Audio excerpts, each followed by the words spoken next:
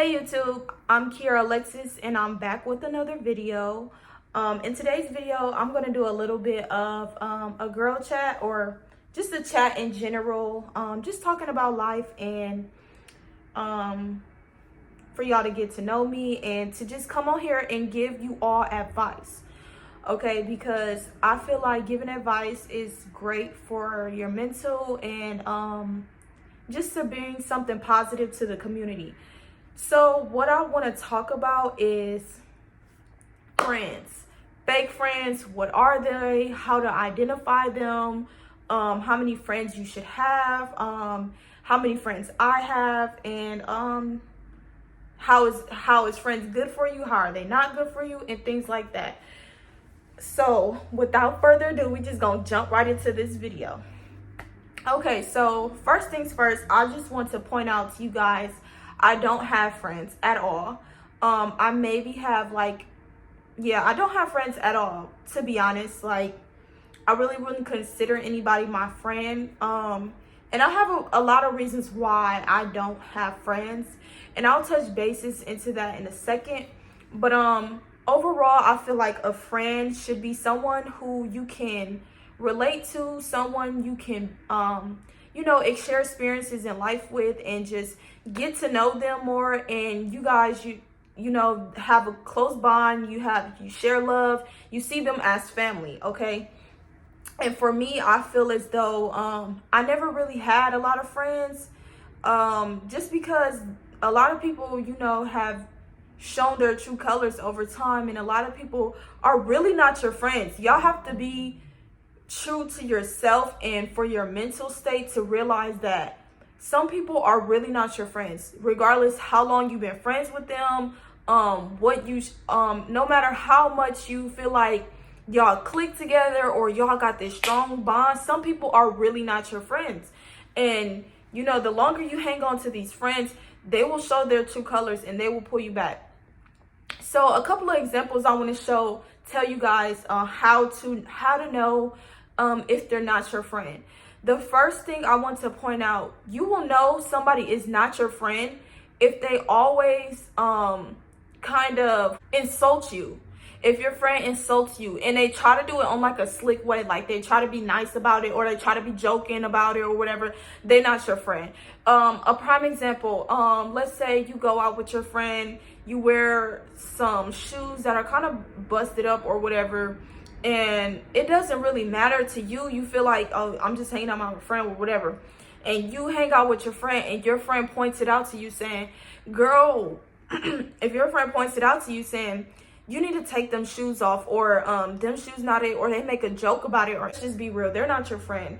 Unless you guys have that establishment of, where you guys both make jokes to each other and you guys both have that like banter to each other and y'all like rib each other all the time, then that's fine. But if it's something like, like let's say you're having financial situations and you running through a hard time and you wear like some beat up shoes and your friend makes jokes about you in front of everybody else and you don't find it funny, they're not your friend. Because simply, if they were your real friend, your friend will pull you to the side and your friend will tell you, like, hey, if you're going through anything, let me know. I noticed you don't have it like that. I can help you out with something.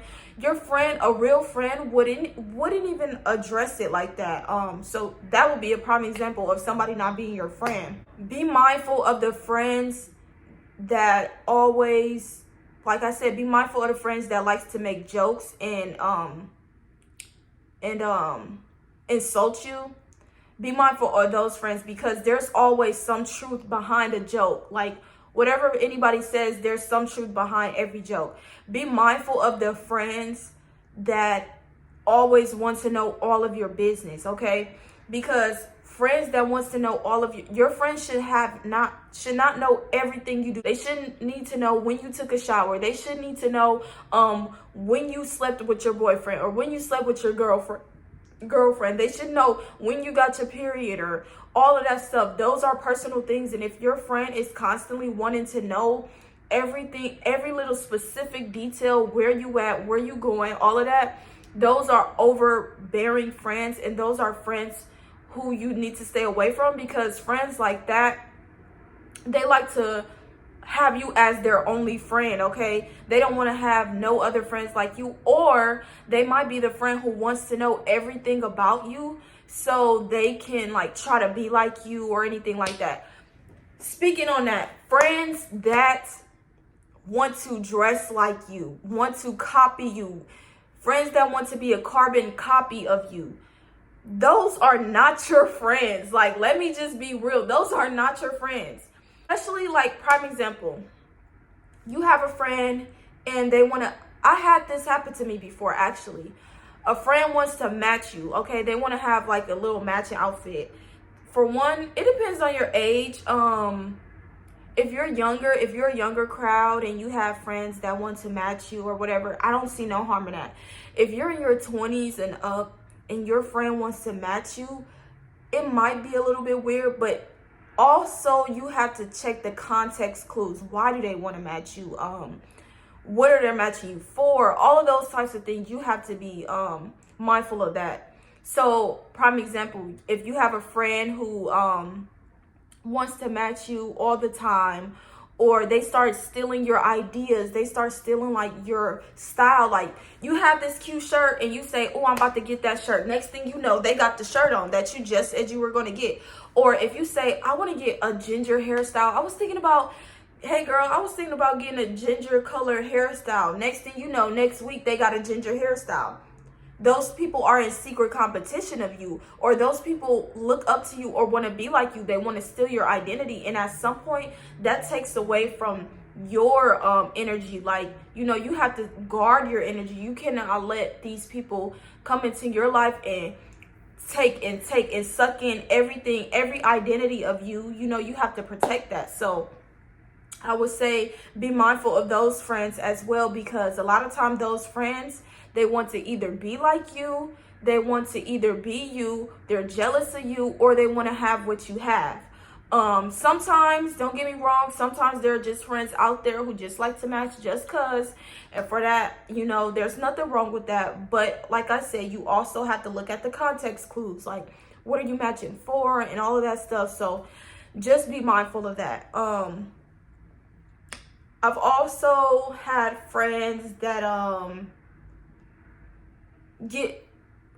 here's another one.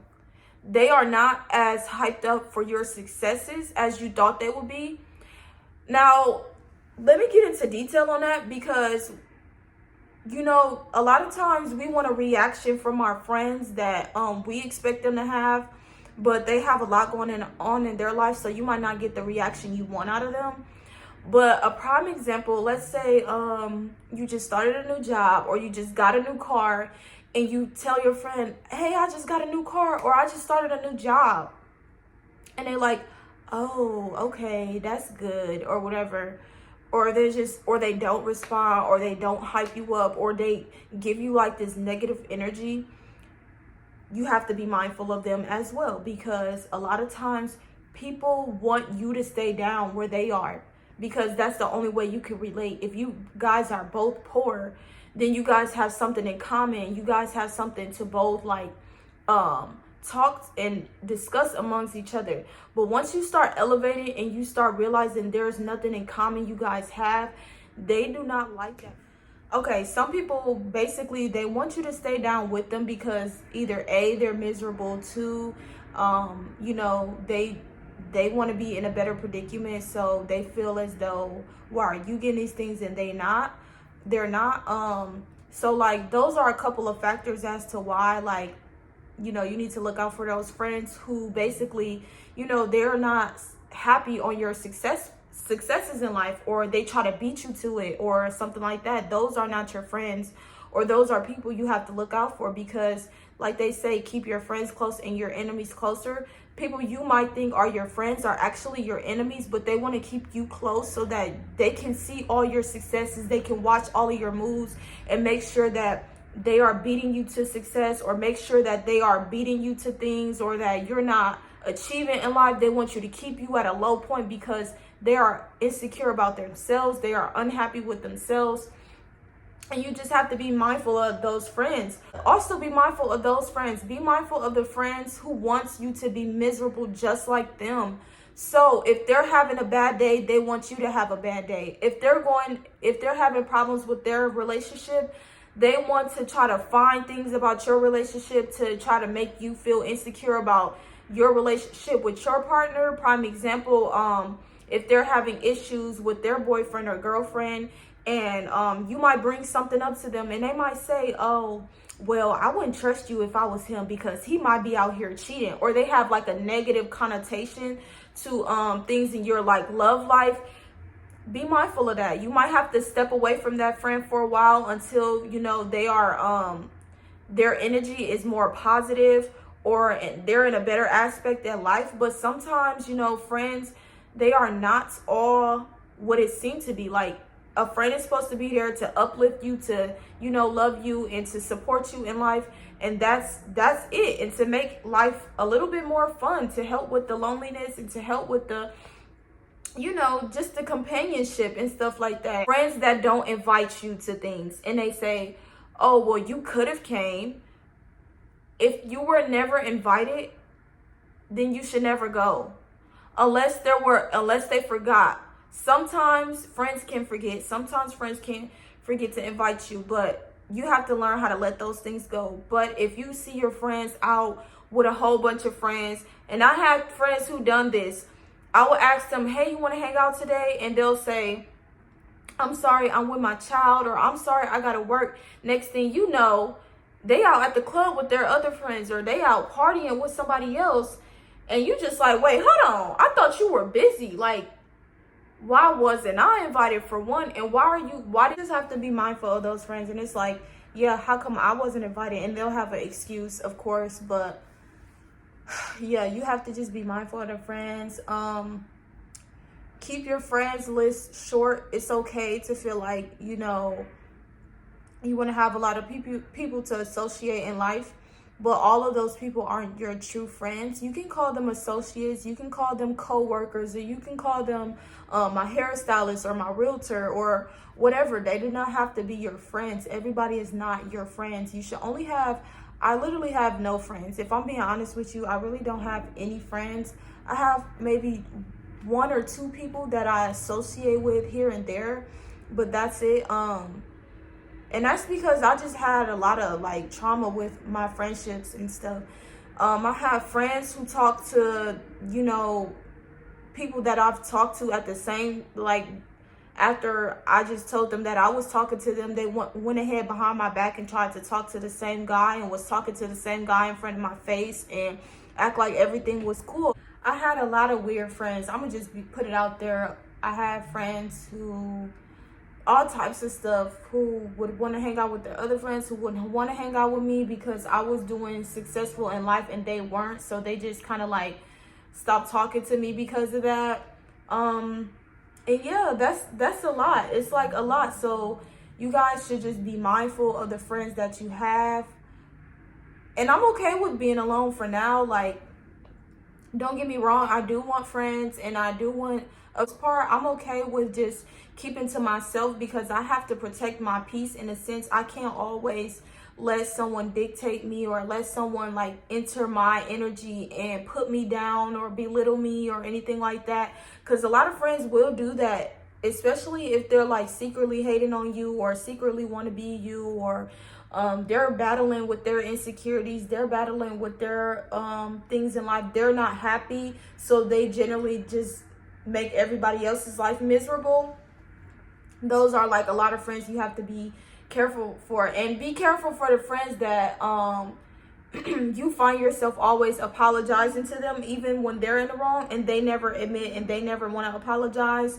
Because in a sense, at some point, like, if someone wants to be in your life, they'll try to make an effort. And if you're constantly one of those friends who constantly always ask this person to hang out, like if you're the one who's always coming up with the plans too, that's another thing.